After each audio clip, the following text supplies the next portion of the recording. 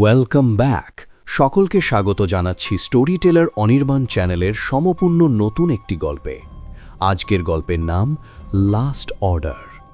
রাত তখন 2:15। প্রবল বৃষ্টিতে কলকাতার বাইপাস ঝাপসা হয়ে আছে। সুমিত বাইকটা সাইড করে রেইনকোটটা ঠিক করে নিল। মোবাইল স্ক্রিনে জলজল করছে আজকের শেষ order, plate chicken biryani. Location skyline Heights, tower 4, flat 14B। এত রাতে সাধারণত এই হাই রাইজ আবাসনগুলোতে ঢুকতে গেলে সিকিউরিটি গার্ডদের হাজারটা প্রশ্নের মুখে পড়তে হয়, কিন্তু আজ গেটে কেউ নেই, গার্ডরুম ফাঁকা। সুমিত ভাবল হয়তো বৃষ্টির জন্য কোথাও আশ্রয় নিয়েছে। লিফটে উঠে 14 নাম্বার বোতামটা টিপল সে। লিফটটা বেশ চকচকে, আধুনিক, কিন্তু ওপরে ওঠার সময় কেমন যেন একটা যান্ত্রিক গোঙানি শোনা যাচ্ছিল। মনে হচ্ছিল লিফটের তারগুলো অনেক দিন গ্রিস করা হয়নি। তিং! লিফটের দরজা খুলতেই একরাশ অন্ধকার সুমিতকে গ্রাস করল। 14 তলার করিডোরের লাইটগুলো সব বন্ধ। মোবাইলের ফ্ল্যাশটা জেলে সে এগোতে লাগল। ফ্ল্যাট নম্বরগুলো খুঁজতে খুঁজতে সে একেবারে শেষ মাথায় চলে এলো, 14B। দরজার সামনে একটা ভিজে জুতোর ছাপ, যেন কেউ এইমাত্র স্নান করে ভিজে পায়ে ঘরে ঢুকেছে। Sumit calling bell টিপল। ভিতর থেকে কোনো শব্দ নেই। সে আবার বেল বাজালো। এবার ভিতর থেকে একটা খসখসে যান্ত্রিক গলা ভেসে এলো, দরজার নিচে রেখে যাও। সুমিত একটু অবাক হলো। সে চেঁচিয়ে বলল, স্যার, পেমেন্ট তো ক্যাশ অন ডেলিভারি, 550 টাকা। মিনিট খানেক সব চুপ। তারপর দরজার নিচ দিয়ে একটা 500 টাকার নোট আর একটা 50 টাকার নোট বেরিয়ে এলো।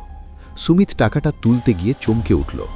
নোট দুটো ভিজে আর কেমন যেন পোড়া পোড়া গন্ধ।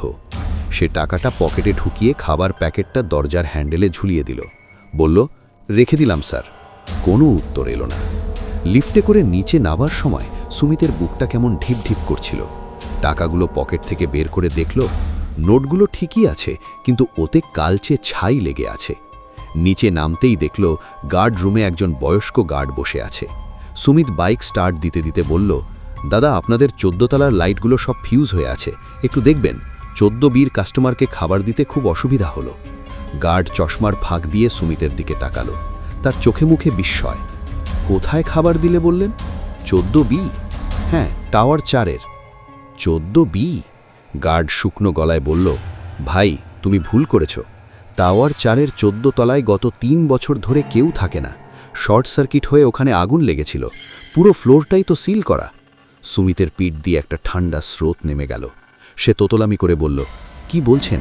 আমি তো নিজের কানে কথা বললাম। ভিতর থেকে টাকা দিল। গার্ড অদ্ভুত দৃষ্টিতে তাকিয়ে বলল, আগুনটা 14B থেকেই শুরু হয়েছিল। ওখানের মালিক পুড়ে মারা গিয়েছিলেন। এখনও মাঝে মাঝে বৃষ্টির রাতে ওখান থেকে খাবারের অর্ডারের ফোন আসে বলে শুনেছি, কিন্তু কোনো ডেলিভারি বয় তো উপরে যাবার সাহস পায় না। সুমিত কাঁপতে কাঁপতে পকেটে হাত দিল টাকাটা দেখানোর জন্য। এই তো দেখুন টাকা। পকেট থেকে যা বেরিয়ে এলো তা কোনো নোট নয়, দুটো পোড়া কয়লার টুকরো আর এক মুঠো ছাই। সুমিতের হাত থেকে কয়লার টুকরোগুলো পড়ে গেল। সে দ্রুত মোবাইল বের করে অ্যাপে অর্ডার হিস্ট্রি চেক করতে গেল।